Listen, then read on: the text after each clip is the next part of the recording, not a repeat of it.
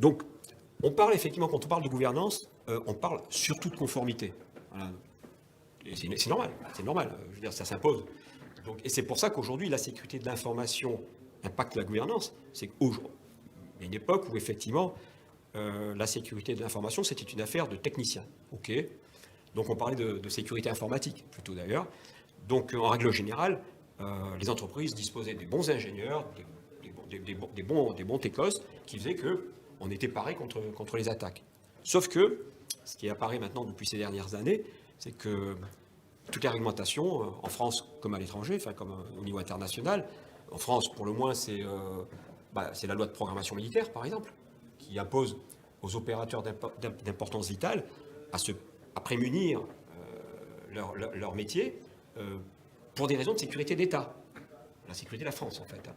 Donc, vous voyez, une obligation forte de la loi vis-à-vis des entreprises qui sont considérées comme des opérateurs d'importance vitale en France. Donc, vous voyez, la sécurité de l'information, hop, ça remonte d'un cran. Là, c'est les dirigeants d'entreprise qui ont cette obligation de conformité. D'ailleurs, ça s'impose tellement qu'il y a des fortes pénalités, des forts enjeux pour l'entreprise qui serait non conforme. Donc, voilà, une forte, un fort impact sur les entreprises. Et puis il y a aussi le règlement européen, bon, tout le monde le connaît, donc ce fameux RGPD, sur la protection des données personnelles, et puis d'autres encore, réglementation métier qui touche à l'hébergement de données de santé, etc. etc. Donc aujourd'hui, quand on parle de gouvernance, on imagine tout de suite conformité en fait.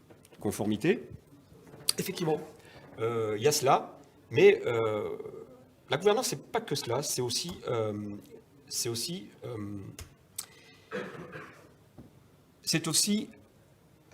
la création de valeur, la performance. C'est aussi cela, la gouvernance. C'est comment amener une entreprise à remplir ses objectifs, à remplir ses objectifs par rapport à une stratégie d'entreprise, et une stratégie qui n'est pas juste une stratégie de conformité, mais une stratégie de développement, donc de performance en fait. Et en allant juste un petit peu plus loin, je dirais que dès l'instant où on parle de performance, on commence effectivement à se dire, oui d'accord, mais on parle d'alignement stratégique. Et alignement stratégique en matière de sécurité, là aussi, ça ne s'impose pas tout de suite. Hein, parce que sécurité d'information, d'accord. Comme disait quelqu'un que j'ai entendu tout à l'heure dans une autre conférence, on parle de performance dans les voitures de sport. On dit la sécurité, c'est un frein hein, dans l'entreprise. Et cette personne tout à l'heure que j'entendais en conférence disait, oui, mais aujourd'hui, dans les voitures de sport, les voitures de compétition, hein, le freinage, c'est quelque chose qui justement permet la performance. Donc c'est au contraire, avoir des freins puissants, c'est justement la capacité à gagner sur la concurrence. Donc, voilà. Donc du même coup, parler de sécurité dans l'entreprise et parler de performance en même temps, là déjà, on voit qu'il y a une dimension de gouvernance qui ne s'impose pas tout de suite comme ça au premier regard, puisque l'objet de la sécurité ne vise pas tout de suite la performance. Donc au contraire, l'idée c'est comment transformer la sécurité pour qu'effectivement ça devienne effectivement un argument concurrentiel par rapport effectivement au domaine d'activité que l'on a. Mais ça veut donc dire qu'effectivement là il y a une dimension, encore une fois de plus, de performance et d'alignement stratégique. Voilà, une fois qu'on l'a dit, comment on fait voilà. Donc on a effectivement cette dimension donc, stratégique et d'alignement stratégique.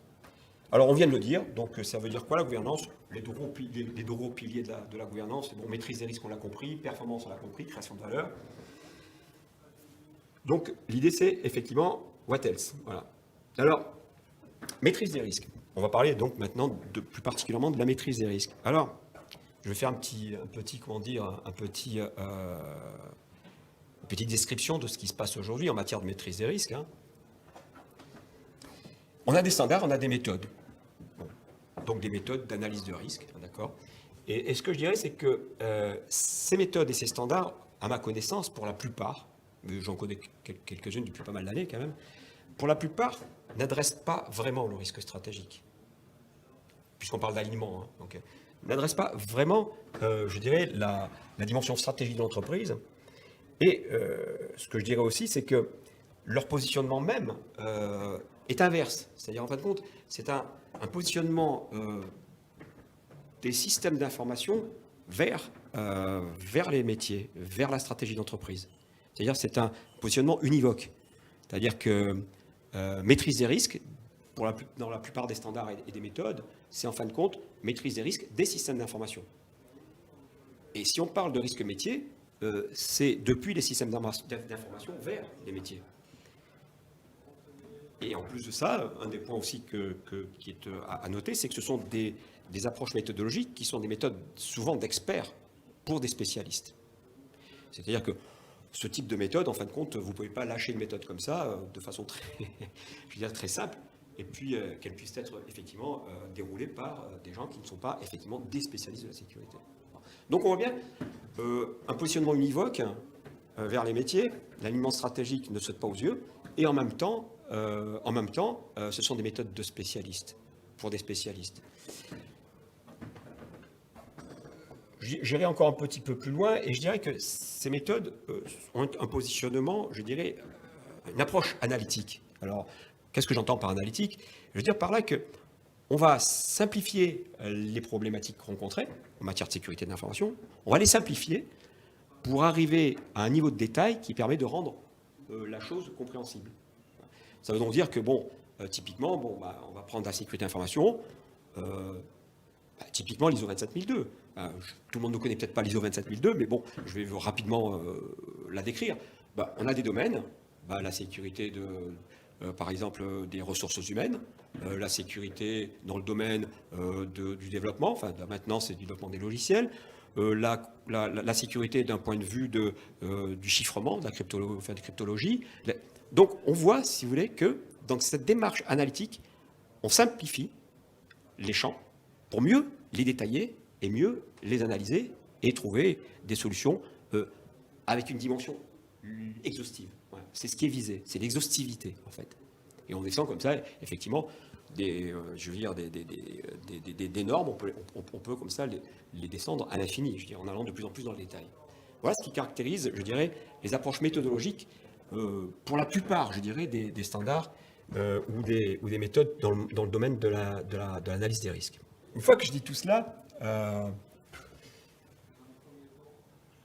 moi je dis, écoutez, si on doit parler d'alignement stratégique, si on doit parler de gouvernance par rapport à tout ce qu'on vient de dire, l'idée c'est tout de même de changer de point de vue et donc d'avoir un autre, je dirais, un autre regard sur la sécurité de l'information, sur la manière de la traiter. Alors, c'est quoi cette approche? Déjà, moi je dirais que il faut déjà avoir une approche transdisciplinaire. En fait. C'est-à-dire qu'aujourd'hui, on s'aperçoit bien que toute entreprise doit se mettre en mouvement, toute entreprise est concernée dans toutes ses fonctions, à différents niveaux, selon différents, je dirais, points de vue. C'est ce que je disais tout à l'heure.